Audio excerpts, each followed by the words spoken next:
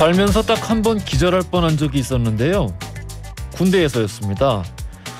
작은 골방에서 화가 잔뜩 난 부사관에게 일방적으로 구타와 폭언을 듣고 있었는데요.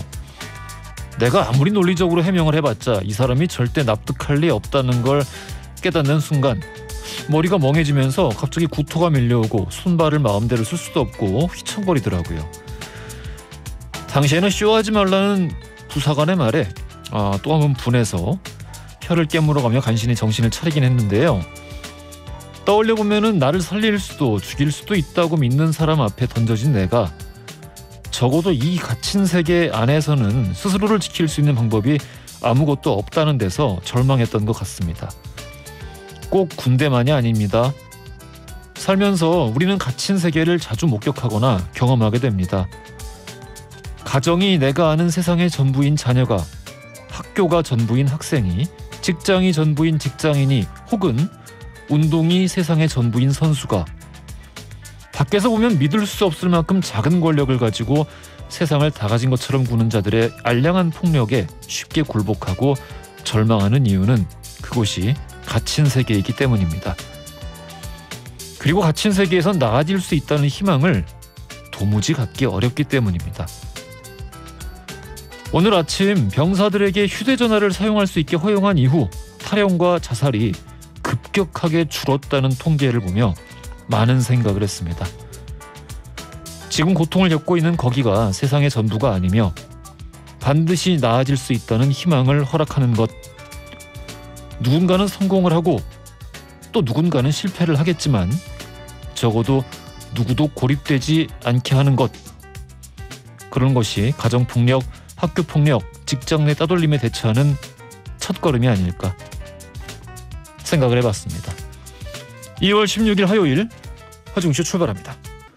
허중쇼 1부 첫 곡으로 들려드린 곡 본조비의 It's My Life였습니다. 너무 좋은 곡이죠.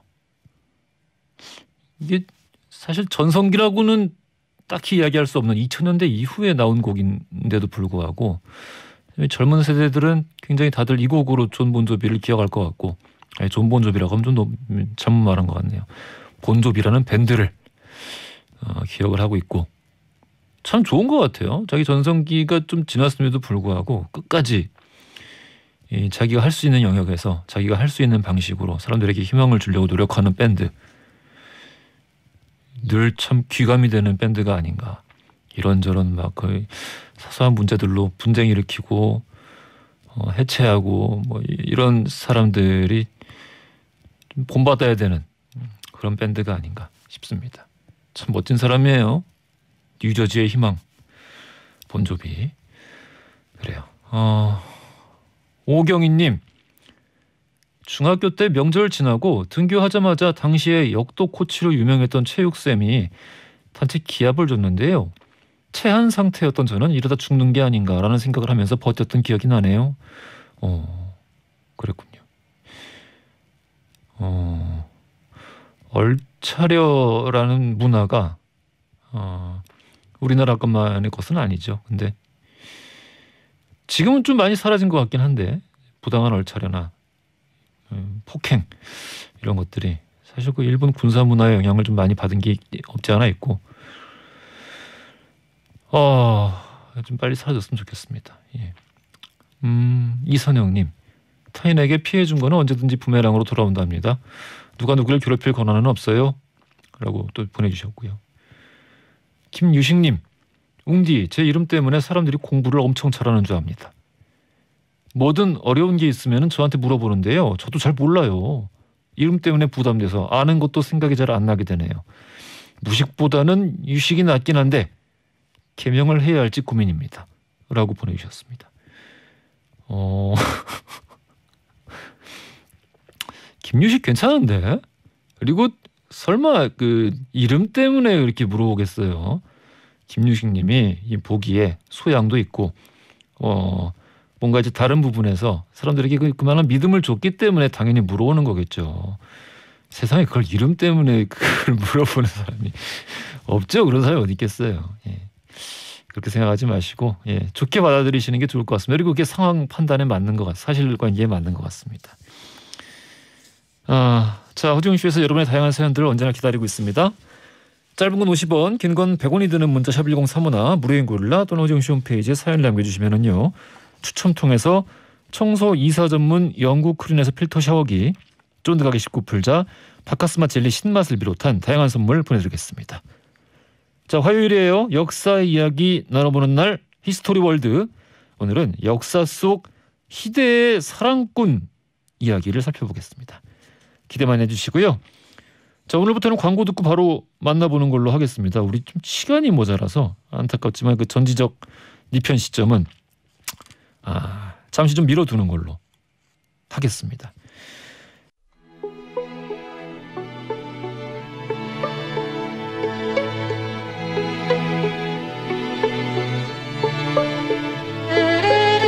과거 속 역사를 통해 현재를 들여다봅니다. 히스토리 월드 역사여행 전문가 역사 귀요미 박광일 작가님 나오셨고요. 안녕하십니까? 안녕하세요. 야사의 달인 역사 개그맨 썬킴 교수님 나오셨습니다. 안녕하십니까?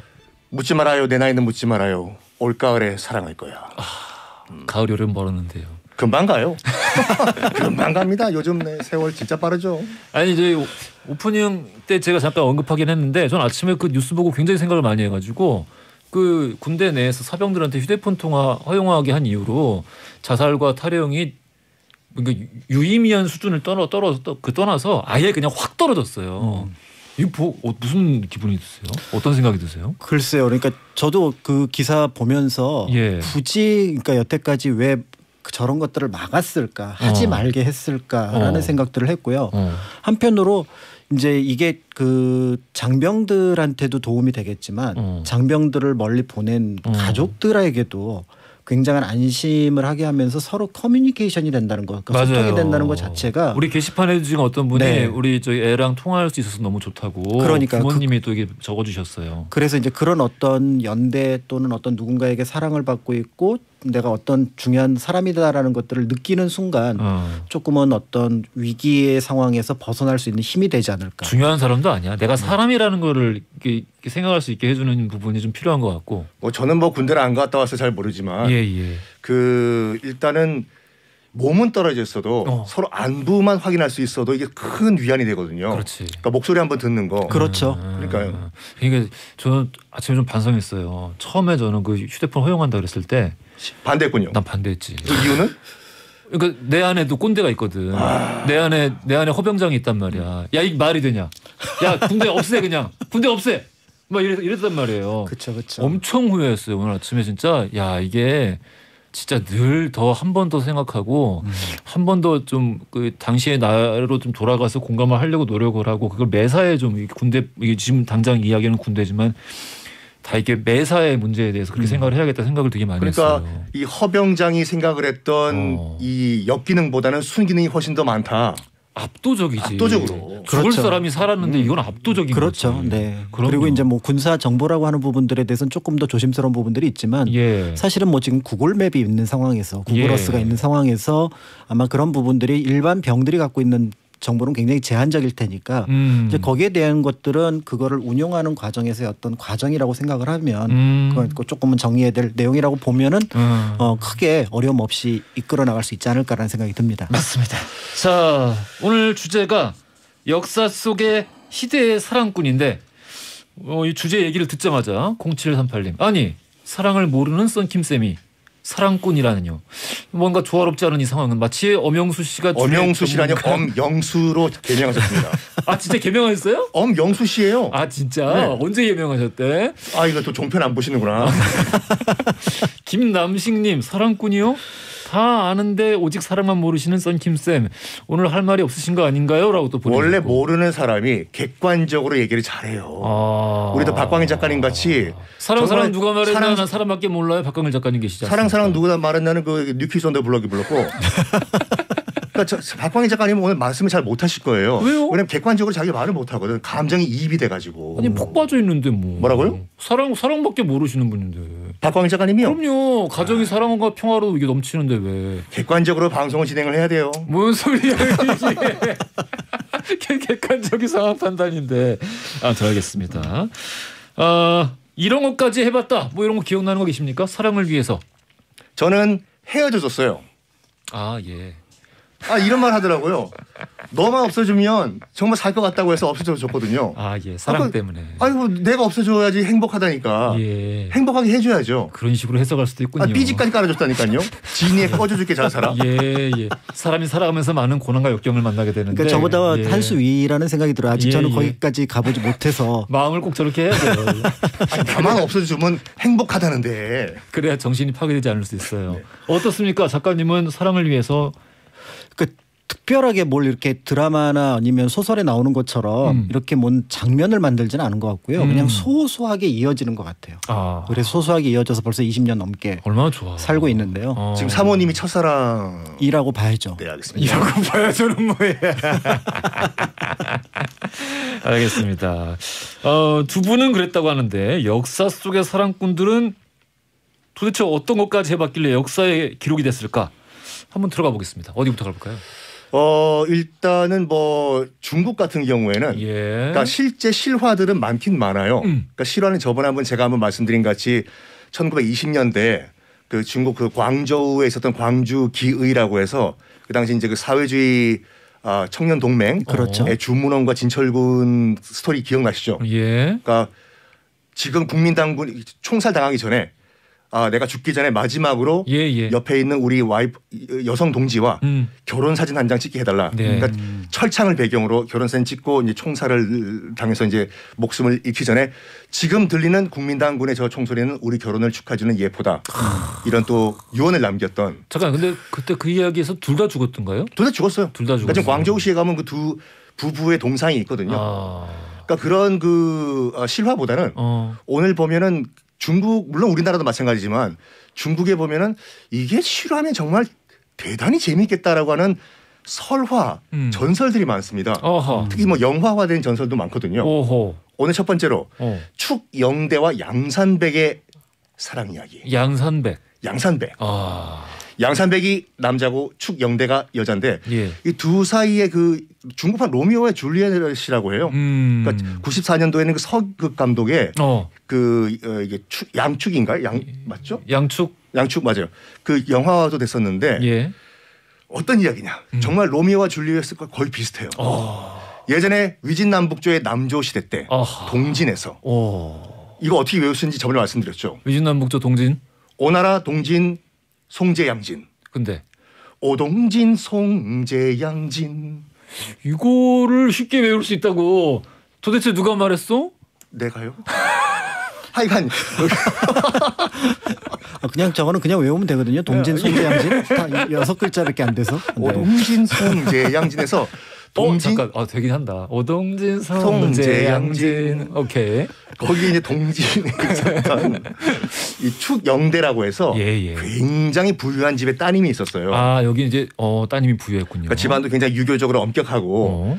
근데 이제 경반 이제 공부를 원했던 축영대였는데 뭐 이제 유교적으로 이제 엄격하다 보니까 이제 아버님이 되게 반대를 한 거예요. 무슨 여자가 공부냐고. 그냥 시집갈 준비나 하라. 그랬더니 이 축영대가 너무너무 공부를 하고 싶어가지고 제발 아버지 그럼 내가 남장을 해가지고 공부를 할 테니까 그런 허락을 해달라고. 외동딸이었거든요. 또 이게 누나도 안 아픈 외동딸이 아빠 이러니까 알았다고. 그럼 네가 남장을 해가지고 딱 3년만 공부하고 오라 해서 지금 항저우에 있는 서당으로 보내요. 그래서 랄라랄라라 남장을 하고 3년 동안 공부를 하는데 자기 이제 그 옆에 있던 짝꿍이 누구였냐면 이제 양산백이라는 남자였는데 양산백은 정말 공부도 잘하고 똑똑하고 잘생겼는데 집안이 이렇게 약간 가난한 집안이었어요. 그러니까 지금 저기 그 공부를 하는데 꼭 남장을 해야 했던 이유는 이 학교가 다 남자들만 다니는 그렇죠. 남자만 들어갈 수 있는 거죠. 오케이. 그래서 이 축영대가 남장을 하고 이 서당에 들어갔는데 정말 잘생기고 똑똑하지만 집안이 가난했던 양산백이라는 또 서생과 이제 이 짝꿍이 된 거죠. 3년 동안 이제 우정을 쌓아 나간 거예요. 근데 이게 아무리 이게 그 가려도 남녀간의 또 이 감정이라는 게 숨길 수가 없지 않습니까? 그렇습니다. 서로를 슬슬 이제 사랑하게 됐어요. 그렇죠. 근데 3년 후에 이제 글공부 다 마치고 이제 축영대는 아버지와 약속 때문에 돌아가요 집안으로. 그래야지. 양산배가 나는 지금 고향으로 돌아가야 돼. 다음에 또 볼 일 있으면은 정말 기쁘겠다. 하고 집으로 가요. 근데 이 양산백은 아무리 봐도 내가 이런 감정을 느끼면 안 되는데 남자애한테. 그러니까 일단 그 당시 그의 뭐 스토리에 나와 있는 대로 말씀드리면은 보고 싶어가지고 이 추경대 집을 찾아가요. 추경대 집이 그때 영파라고 닝뽀에 있거든요. 얼마 안 멀거든요. 가가지고 영대야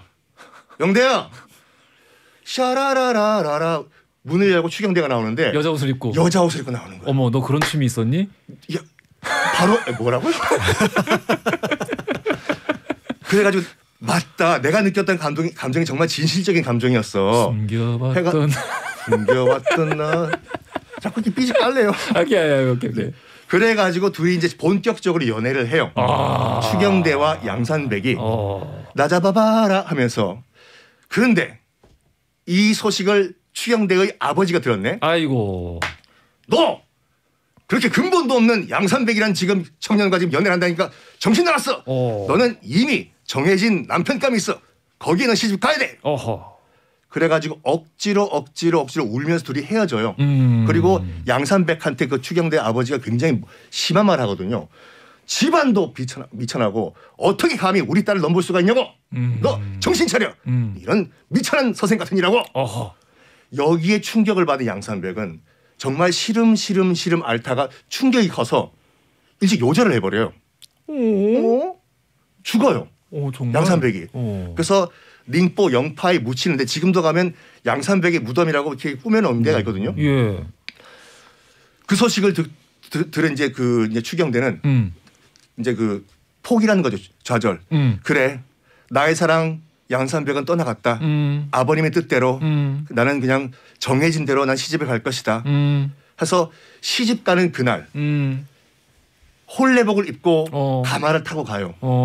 엉엉 울면서 양산백 시간 다 됐다고요? 아니 그래도 이렇게 짧게 가능해요? 많이 남았어요? 아니 1분만 주세요 그럼요. 진짜? 안 돼요. 그러면 돌아와서 듣겠습니다. 알겠습니다. 네. 재밌는데 한참 재밌는데 어떻게 이게 아침 드라마가 이래. 여기서 끝나야 되거든요. 잠시 후에 그 사건의 전말을 알아보겠고요. 여기서 돌발 퀴즈 드리겠습니다.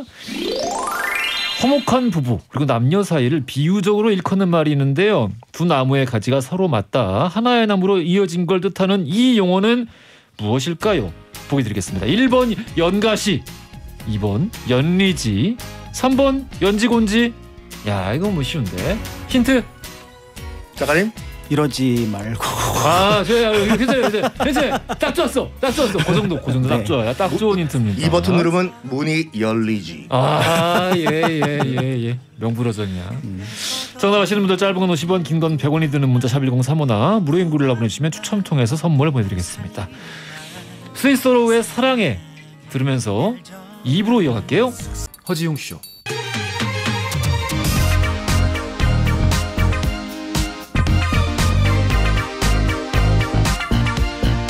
안녕하십니까.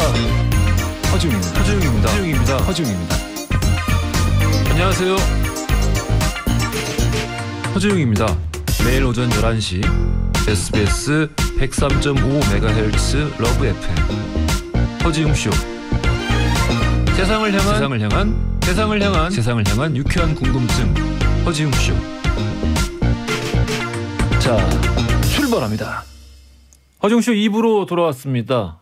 우리 청취자인 김나영 씨께서 아주 그냥 우리 돌발 퀴즈 훌륭한 또 힌트를 보내주셨습니다. 김나영 씨 버전 힌트.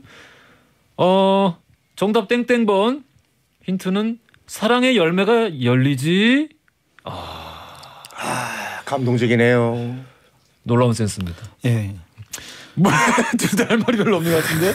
알겠습니다. 역사 속 희대의 사랑꾼 이야기 살펴보겠는데요. 자, 우리가 1부 마지막에 추경대와 양산백의 사랑 이야기 들으면서 양산백이 거절당하고 그 집에 이제 그 아버지에게 거절당하고 싫은 앓다가 죽었어요. 거기까지 들었습니다. 죽은 다음에 이제 모든 걸 다 포기하고 원래 약속된 그런 집에 시집을 가던 추경대. 곱게 차려입은 그 홀레복을 입은 상태에서 흑흑흑 눈물을 흘리면서 가요. 근데 가다 보니까 저 멀리에 양산백의 무덤이 보이는 거예요. 잠깐 가마를 멈춰라 한 다음에 내려요. 여기서는 그때 지금부터는 그대로 스토리 말씀드릴게요. 여기서부터 어떻게 해석이 되는지 약간 웃기기도 하고 슬프기도 하는데 무덤이 혹시 둘로 쪼개지면서 들어보세요. 홀레복을 벗어요. 그 안에 상복이 있어. 붉은색 중국 붉은색 홀레복이니까 예. 붉은색 홀레복을 딱 벗으니까 상복이 나와요. 어허. 그런 다음에 이제 그 양산백의 무덤 앞에 엎드린 다음에 울어요. 엉엉엉엉 내가 정말 보고 싶었다. 내가 죄인이다. 그랬더니 지금 말씀하신 것처럼 국회에서 당 뚜껑이 열리면서 로봇 태권브이가 나오는 것처럼 그렇습니다. 무덤이 두 개가 두 조각으로 뻥 열려. 뻥. 이러더니 나라 나와라 양산백이 아니라 양산백이 나오는 게 아니라 양산백이 아니 잘 들어보세요. 영화를 보면 나와 이 장면이요. 추경대가 열린 무덤 속으로 빨려 들어가요. 슉. 어떡해. 그리고 다시 닫혀요. 쾅. 무덤이. 그런 다음에 일주일이 지난 후에 갑자기 다시 무덤이 열리면서 무덤이 열리네요. 나비 한 쌍이 나와요. 나비 한 쌍이. 그래서 사랑을 나누면서 날아갔다. 이제 그 추경대와 이제 양산백이 이제 한 쌍의 나비가 됐다는 건데 그래요. 지금 사랑에 대한 얘기를 가져오라고 준비를 시켰더니 공포 영화를 가져왔어요. 아니라니까요. 공포 얘기를 가져왔어. 무덤이 열리더니 들어보세요. 그 안으로 멀쩡히 산 사람이 들어가지고 들어보세요. 나비로 변해가지고 내 다리 내 나라보다 낫지. 그 중국의 관광지 인사동 같은 데 가면은 혹시 나중에 코로나 끝난 다음에 가시면은 열쇠고리 키체인 있잖아요. 굉장히 많습니다. 나비로 된 그 키체인이 상당히 많을 거예요. 이게 다 이 추경대 양산백 스토리를 만든 그 키체인이거든요. 중국에서는 굉장히 드라마, 뮤지컬, 영화 등등으로 굉장히 많이 만들어졌던 사랑 스토리예요. 야, 그러면 이게 중국판 로미오와 줄리엣 이야기라고 중국에서 이렇게 전해진다는 얘기죠? 그 집안 차이 때문에 이루어질 수 없었던 사랑. 그러면 이게 위진남북도 시대 얘기니까 로미오와 줄리엣도 중국 건가요? 로미오와 줄리엣이 카피했다는 얘기도 있죠. 아, 그래요. 예. 만물 중국 유래서요. 예. 뭐 다 중국 거겠죠, 뭐. 네. 그렇습니다. 이 사랑 얘기는 도저히 중국을 이길 수가 없을 것 같아서 저는 그냥 소소한 얘기로 가도록 하겠습니다. 제가 이제 답사를 자주 다니는데 답사 가면서 이제 그 역사 속의 위인들을 자주 만나게 되잖아요. 그런데 그 위인 중에서 이제 대표적인 인물이 퇴계 이황입니다. 퇴계 이황. 예, 특히 이제 도산서원에 가면은 이제 퇴계 이황 선생님에 대해서 여러 얘기를 하다가 그 유언에 대해서 얘기를 듣게 되는데요. 그 유언이 저 매화나무에 물 줘라. 라고 얘기를 하고 돌아가셨습니다. 그러니까 매화나무 한 그루에 물을 줘라. 그러니까 스피노자보다 굉장히 오래 전에 다음을 생각하셨다고 볼 수가 있는. 스피노자가 이제 사과나무를 얘기했는데 매화나무에 물 좀 줘. 그렇죠. 매실청 뭐 이런 것들. 나는 내일 내가 죽을지라도 매화나무에 물을 주리라. 그런데 이제 이 매화나무에 물 줘라를 놓고 이제 도대체 이게 무슨 이야기인가. 그러니까 이제 평소에 워낙에 매화와 관련된 시를 많이 지으셨으니 단순하게 매화 나무에 대한 사랑 이야기일 수도 있는데 한편으로는 그 매화나무가 특별한 누구에게 선물을 받은 거다.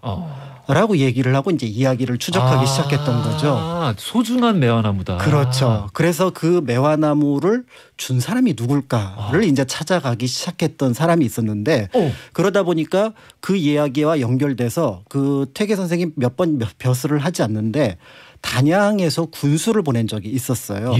그리고 그 단양 군수를 보내던 시절에 그 유람선이 왔다 갔다 할 수 있는 그 당시 이제 배를 타고 왔다 갔다 할 수 있는 공간 한가운데에 두향이라고 하는 기생의 무덤이 있습니다. 그래서 그 두향과 퇴계가 어떤 관계가 있을까를 이제 누군가가 추적을 했는데 뜻밖의 거기에서 이 시기가 비슷하게 맞아떨어지는 거를 확인을 했던 거죠. 빠밤. 네. 그래서 이때가 이제 1548년 퇴계 이황 선생이 한 48살쯤 된 때인데 그때가 어떤 때냐면은 첫 번째 부인 허씨 부인 돌아가고 이제 두 번째 부인이 약간 그 좀 부족한 부분이 있다고는 하는데 이 부인하고도 잘 살다가 이제 46년에 사별을 합니다. 그러니까 이제 두 부인을 잃고 그러면서 정부에서는 이제 여러 붕당 때문에 이제 조금 어지러운 시절이어서 스스로 지방관을 선택을 해서 이제 단양 군수로 왔던 거였거든요. 근데 이제 지방에 군수로 오게 되면은 그 지역에 이제 기생들이 있는데 수청을 드는 기생이 있는데 그 중에 이제 두향이라는 기생이 있었던 거고 이 기생이 워낙에 시를 좋아했는데 특히 매화를 되게 좋아했다고 해요. 그래서 그 매화를 너무너무 좋아했는데 그 매화 시와 관련해서 가장 유명했던 인물이 퇴계 이황이었으니 그분이 군수로 온다는 말에 너무너무 설렜던 겁니다. 매화로 통했군요. 네. 그래서 아니나 다를까 이제 그 오셔서 제가 이 시를 듣고 이 시를 지은 분을 직접 만나게 돼서 너무 반갑다라고 하니 또 퇴계 선생님 또 얼마나 기분이 좋았겠어요. 좋죠. 그러면서 두 분 사이에 굉장히 따뜻한 뜨거운 사랑이 있었다라고 하는데요. 안타깝게도 이제 이 상황에 대해서 주변의 반응은 이제 약간 갈라졌던 것 같아요. 어떤 제자는 이미 이제 그 부인도 없으니 그렇죠. 같이 계시는 게 괜찮겠다라고 하지만 한편으로는 기생과 너무 가까워지게 되면은 관기라고 하더라도 그게 상대당의 어떤 공격의 빌미가 될 수 있다라고 해서 둘을 떼어놓는 쪽으로 결론이 납니다. 아하. 그래서 결국은 태계 이황 선생 보고 다시 이제 옮겨서 풍기로 옮겨가도록 하면서 한 1년이 못 된 한 9개월 정도 같이 머물게 되는데요. 이제 결국은 그렇게 해서 이 두향과 그다음에 이제 태계 선생은 떨어져서 지내게 되는데 이때부터 이제 두향은 늘 마음속으로 태계 선생만을 생각하다가 1570년에 태계 선생이 이제 돌아가시게 되는데 그 돌아가셨다는 얘기를 듣고 식음을 전폐하다가 1570년 경에 이제 두향도 숨을 거뒀다라고 전해지고 있는데요. 두향이 나중에 죽었군요. 네, 그때 이제 태계 선생을 처음 만났을 때 태계 선생 마음에 들었던 것 중에 하나가 바로 뭐냐면 그때 이제 매화가 굉장히 귀했는데 특히 흰 빛이 도는 청색 매화가 굉장히 귀했다고 합니다. 그래서 그 매화를 선물을 함으로써 태계 선생과 따뜻한 마음을 열게 되었다. 말만 들어도 되게 예쁠 것 그 같다. 매화를 이제 나중에 서당에 도산 서당에 도산 서원이 된 그 공간에 가서 심어서 그 매화나무에 물 줘라라는 얘기가 전해지고 있습니다. 그래서 그게 참 그 소중한 매화나무였던 거군요. 그런 것 같아요. 그래서 이제 얘기가 너무 예쁘다. 네, 그래서 이제 사실은 얘기는 굉장히 예쁜데 이제 역사 전공자들은 약간 꾸민 게 있다. 갸웃거려요. 그래서 실제로 이제 두향이라는 이야기가 처음 등장한 게 18세기, 19세기 처음이고 그런 이야기에는 좀 학문적 엄격함을 엄밀성을 좀 내세우지 않으면 안 될까요? 그래서 이제 역사 전공하시는 분들도 내가 보기에는 조금 아닌 것 같긴 하지만 그래도 이야기가 너무 예쁘니. 그러니까. 그래서 지금도 이제 그 도산서원 가서는 그 얘기를 조금밖에 못 들을 텐데 그 단양에 이제 그 두향이 무덤이 있는 강선대라는 곳이 있거든요. 거기 장외나루에 가면은 거기에는 태계 선생과 두향의 조각을 한 3년 전에 만들어 놨어요. 3년 전에. 네네네. 그래서 이제 그런 내용들도 참고해서 보시면 좋을 것 같은데. 전신상을? 네, 두 분이 이렇게 서로 이제 한 분은 두향은 이제 가야금을 뜯고 있고 그걸 멀리서 바라보는 태계 선생의 모양을 등신대 그 사람 크기로 이제 조각을 해놓은 게 있어서 그 무덤이 바라보이는 언덕에 만들어 놨거든요. 야, 그것도 까딱 잘못 만들면은 약간 스토커처럼. 숨어서 보고 있는 것 같이. 그런 느낌은 아니고 굉장히 따뜻한 눈으로 보는 느낌. 네, 그런 느낌인데 태계 선생은 굉장히 널리 알려진 로맨티스트이긴 하거든요. 그래서 첫 번째 부인과 그다음에 이제 두 번째 부인이 약간 부족함에도 불구하고 그거를 모두 변호를 했고 특히 이제 예를 들어서 예전에는 그런 게 있었나 봐요. 그 며느리가 이제 젖이 안 나오면은 노비에게 이제 젖을 먹이게 했던 적이 있었습니다. 근데 그런 것들도 이 아이가 젖을 먹게 되면 오히려 저 아이는 노비의 아이는 젖을 못 먹게 되니 문제가 있다라고 해서 막았던 적도 있었다고 하니 우리가 생각하는 공부하는 분으로서 굉장히 엄격할 것 같지만 사실은 어떤 면에서 보면 굉장히 조금 부드러웠던 모습들이 지금 시간이 지나면서 조금 엄격하게 느껴지지 않았나 이런 생각이 들니다. 여기 지금 방금 전에 그 세워놨던 조각상을 봤는데요. 예쁘네요. 네네네. 예, 요거 가서 다들 한 번씩 그 기회 되시면은 이 이야기 되새기면서 기회 되면 보셨으면 좋겠습니다. 네네. 그래서 유람선 타러 가시면은 언제든지 장애나루에서 보실 수가 있습니다. 그러니까 제가 이제 중국의 이런 황당한 얘기를 말씀드리고 있지만, 그러니까 이 우리나라의 그런 그 러브 스토리 같은 경우는 그 애틋함. 이루어질 듯하면서 이루어질 수 없는 그런 애틋함이 그 키포인트인 것 같아요. 뭐 우리 작가님도 아시겠지만 도리화가 영화 있었지 않습니까? 도리화가 있었죠. 도리화가 그 신재효 명창과 진채선 여제자의 그 이루어질 수 없던 사랑은 그렇지 않습니까? 뭐 이 맞네. 이 진채선도 이 창을 배우기 위해 가지고 여자가 배울 수가 없으니까 남장을 해가지고 이 신재효 이 선생 밑에 들어가가지고 이제 창을 배운 다음에 근데 이제 경복궁을 이제 중건한 대원군 잔치 때 또 남장을 하고 갔지요. 그렇죠. 가가지고 돌아올 줄 알았죠. 이제 신재호 선생님은 자기 여제자인 그 진채선이 미스 A 수지가. 예. 근데 그렇죠. 갑자기? 배수진님. 네. 남게 됐어. 왜냐하면 대원군의 눈에 들어온 거예요. 진채선이. 그러니까 돌아오지 않는 여제자를 그리면서 만든 창이 바로 도리화가라는 노래지 않습니까? 그렇죠. 그래요, 사실은 예. 이제 신재호 선생이 그 창에 어떤 남성들만의 공간에 여성을 처음으로 데뷔시켰다는 면에서 굉장히 탁월한 분이기도 한데 이제 그 영화를 조금 더 사랑을 담아서 이제 그런 이야기를 만들었다라고 보기도 하죠. 우리 청취자 고우리님이 철인왕후 드라마를 보셨는지요? 역사랑 다른 부분이 있다고는 하지만 정말 그리 서로 사랑하는 왕과 중전이 있었나요? 라고 또 물어보셨는데요. 예. 많죠. 예. 일단은 세종대왕하고 소원왕후 심씨는 굉장히 사랑했을 것 같아요. 그 사랑에는 그러니까 사랑이라고 하는 데는 여러 가지 의미가 전달이 되는데 소원왕후 심씨에게는 미안함이 있었던 것 같아요. 왜냐하면은 세종이 왕이 올라가면서 태종이 세종의 처갓집을 전부 다 이제 맞습니다. 영모로 몰아서 예. 죽이거든요. 예. 그러니까 이제 어떤 그런 상심한 부분들이 있는데 예. 사실은 지금 이제 그 성킴 선생님이 얘기하셨던 것처럼 시몬이었나? 시몬 맞아요. 시몬. 네. 예. 지금도 이제 그 어디죠 수원에 가면은 그 사당하고 무덤이 있습니다. 너무 억울했을 것 동수원 같아요. 예. 있는데. 예. 근데 이제 그런 것과 더불어서 사실은 애틋한 사랑 이야기를 가진 사람이 당연히 있는데 이제 그분이 바로 누구냐면 단종과 정순왕후입니다. 그래서 이제 생각만 하면은 막 가슴이 좀 이렇게 좀 애틋한 그런 느낌이 드는데요. 단종에 대한 건 뭐든지 다 애틋한 그렇죠. 것 같습니다. 예, 짐작하시겠지만 이제 12살의 왕이 올라가서 15살의 쿠데타로 이제 어떻게 보면은 이제 그 왕위에서 쫓겨나서 상왕이 되는데요. 근데 굉장히 그 상황이 되는 과정 속에서 납득할 수 없는 일이 벌어지게 됩니다. 바로 뭐냐면은 실권을 가지고 있었던 계유정난을 일으켜서 실권을 가지고 있었던 숙부 수양이 단종에게 혼인을 하라고 얘기를 했던 거죠.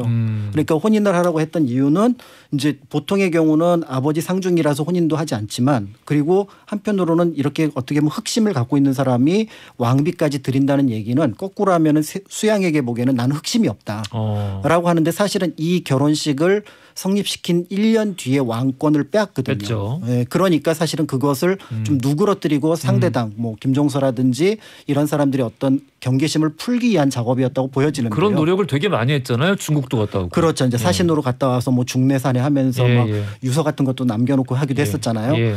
그런데 어쨌든 이렇게 해서 송 씨가 이제 그 정순왕후로 한 살 많은 왕비가 이제 들어오게 됩니다. 아마 단종으로 볼 때는 이때 왕비는 또 소원왕후에 대한 느낌하고는 다르게 굉장히 의지가 됐을 것 같아요. 한 살이 많기도 하고.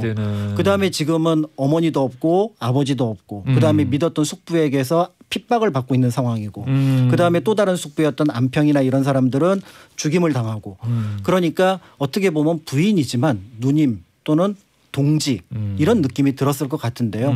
결국 이제 이들의 사랑은 이제 단종이 17, 그다음에 정순왕후가 18 되는 그러니까 영월로 유배를 가고 거기에서 이제 죽임을 당하면서 단종이 죽임을 당하면서 영영 이별하는 그래서 이제 청계천에 보면 영도교라는 그래서 영영 이별 영이별이라고 하는 이제 이야기책도 등장을 했는데요.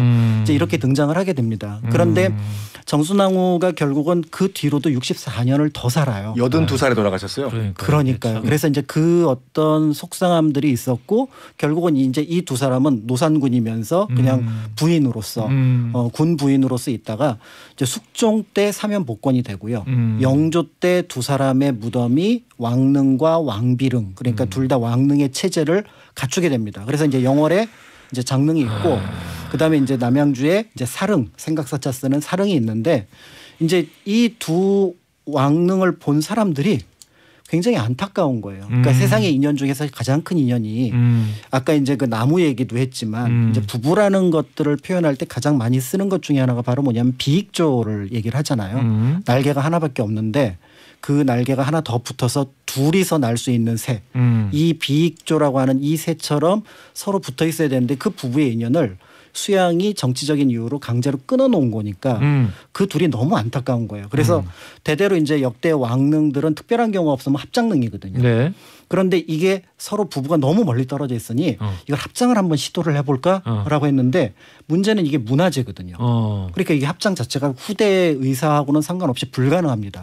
그러니까 이제 사람들이 어떻게 고민을 막 하다가 사릉이 거기가 그 왕릉에 심기 위해서 나무를 기르는 종묘장이 있거든요. 그 종묘장에 조그만 소나무 한 그루를 가져와서 여기에다가 심어놨고 그 소나무를 정룡송이라고 이름을 붙였습니다. 그래서 지금도 장릉에 가시면은 사릉에서 옮겨온 소나무가 있어서 뒤에 나무의 힘을 빌어서 두 부부의 사랑 이야기를 붙여놨다. 단종에 대한 건 뭘 들어도 참 안타깝습니다. 저기 그 이제 정순왕후가 이제 동대문 밖으로 쫓겨나요. 예. 그래서 시녀들이 이제 그 동양 해오는 거로 거의 근근히 먹고 사시는데 이제 그 단종이 이제 뭐 야사에 따르면 이제 왕방현이 가가지고 뭐 사약을 내렸는데 그렇죠. 뭐 스스로 목을 매서 돌아가셨다는 얘기가 있었습니까? 그 소식을 들어요 정순왕후가. 그래가지고 너무 그리워가지고 동쪽을 바라보면서 매일매일 울었다고 해서 뭐 야사일 수도 있고. 저기 이제 동대문 밖에 이제 동망봉이라고 그렇죠. 동쪽을 보면서 이제 계속 울었다고 해서 동망봉이란 바위가 있었는데 그 팩트는 이거예요. 그 영조 때 이제 동망봉이라고 지어졌거든요. 예. 이거를 일제 시대 때 채석장을 만들어서 박살을 내버렸어. 지금 없어요. 없어요. 네.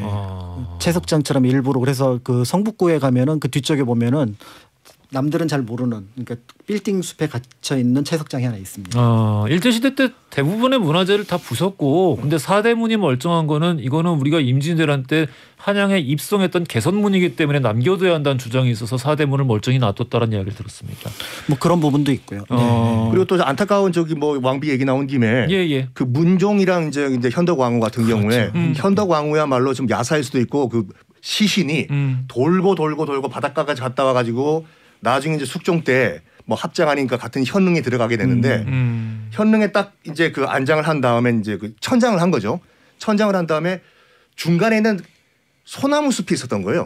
그래서 문종도 현덕왕후를 바라볼 수가 없고 현덕왕후도 문종을 바라볼 수가 없고 이거 어떡하나 안타까워 하는데 소나무들이 알아서 말라 죽어가지고 서로를 바라보게 해주었다. 라는 야사가 있죠. 중국 얘기를 짧은 거 들으려고 했는데 자꾸 딴 얘기를 해가지고 뭐를 하나 더 들을 수 있는 시간이 모자랍니다. To be continue. To be continue? 내년 발렌타인데이. 이게 단종 얘기가 나와서 얘기인 건데. 네네네. 근데 그 단종의 정확한 사인에 대해서 이게 이야기들이 분분한 것 같은데 저는 이제 야사로만 들었던 거는 실록 보면은 뭐라고 나와 있냐면 그 단종의 장인어른이 영몰해가지고 또 금성대군이 뭐 이제 돌아가셨다. 여기에 슬퍼가지고 엉엉엉 우시다가 뭐 스스로 목숨을 끊었다라고 나와 있는데 여기에 이제 각종 뭐 연례술 기술 등등해서 야사들이 막 나오는 거죠 이제요. 근데 그 야사들 중에서 이제 불을 계속 떼가지고 방에 불을 계속 떼가지고 죽였다라는 이야기가 영창대군 아닌가요? 영창. 그러면 단종 정확한 사인은 단종은 이제 실록에서는 지금 얘기하셨던 것처럼 사약을 들고 왔는데 스스로 목숨을 끊었다라고 기록이 되어 있습니다. 근데 이제 추강내화나 이런 내용에는 보면은 공을 탐한 노비가 단종의 뒤에서 활시로 목을 당겨서 죽였다라고 나와 있어서 그래서 이제 당시 평론했던 사람들이 실록 얘기를 믿는 사람이 누가 있겠느냐. 그거는 세조 때 쓴 건데 그런데 오히려 그 뒤에 이야기가 맞지 않겠느냐 이렇게 얘기를 했던 부분들이 있고요. 그런 면에서 볼 때 단종은 사실은 이제 그 시신 자체도 버려졌다가 나중에 이제 어몽도가 구해서 지금 이제 장릉을 만들어냈으니까 그런 면에서 이제 그 당시 사람들은 단종이라고 하는 사람에 대해서 여러 가지 감정이입을 했던 것 같아요. 맞아. 그러니까, 현대인들도 그런데. 그렇죠. 그러니까 굉장히 고귀한 인물인데 그 고귀한 인물이 자기 뜻도 피지 못하고 그래서 한편으로는 아까 얘기하셨던 정순왕후에 대한 그 지금 이제 성북구 일대의 사람들이 가지고 있는 감정조차도 단순한 왕비가 아니라 어떻게 보면 불행했던 사랑을 이루지 못하고 완성하지 못한 사람에 대한 얘기가 아닐까 싶은 생각이 들어서 이제 사랑이 갖고 있는 그러니까 사랑은 여러 가지 감정인데 존경심도 사랑의 하나의 표현이 될 수 물론이죠. 예. 그런 면에서 볼 때 그 두 사람은 둘이서 서로 사랑하는 것은 짧은 시간이었지만 거꾸로 보면은 후대 사람들에겐 굉장히 많은 사랑을 받은 존재가 아니었을까 이런 생각들이 들기도 하고요. 이제 역사가들이 굉장히 좀 차갑긴 한데 이제 결국은 사람이 태어나서 죽기까지의 과정을 세 줄로 정리할 수 있다. 세 줄. 태어나서 사랑하다가 죽는다. 그거 줄여서로 하세요. 알겠습니다. 사랑에 대한 이야기를 했더니 사랑을 하고 싶기도 하고 뭐 그렇습니다. 돌발 퀴즈 정답 알려드릴게요. 두 나무의 가지가 서로 맞닿아 하나의 나무로 이어진 걸 뜻하는 용어 바로 2번 열리지였습니다. 당첨자 명단은 선거편에 올려놓겠습니다. 자, 히스토리월드 오늘 역사 속 희대의 사냥꾼 이야기 살펴봤어요. 박광일 작가, 썬킹 교수님 두 분 감사합니다. 감사합니다. 네, 감사합니다. 허지웅쇼 내일은요. 라디오계의 살아있는 전설이자 유명한 프로소통러 방송인 김혜영 씨 만나보겠습니다. 김혜영 씨 궁금하신 점 저희 홈페이지 이 맛에 산다 코너에 남겨주시면 추첨 통해서 선물 보내드리겠습니다. 끝곡으로는 커피소년 제이레빗의 여기 우리 준비했고요. 이 곡 들으시면서 저는 내일 아침 11시에 다시 찾아뵙겠습니다. 지금까지 허지웅이었습니다. 조심스레 내 맘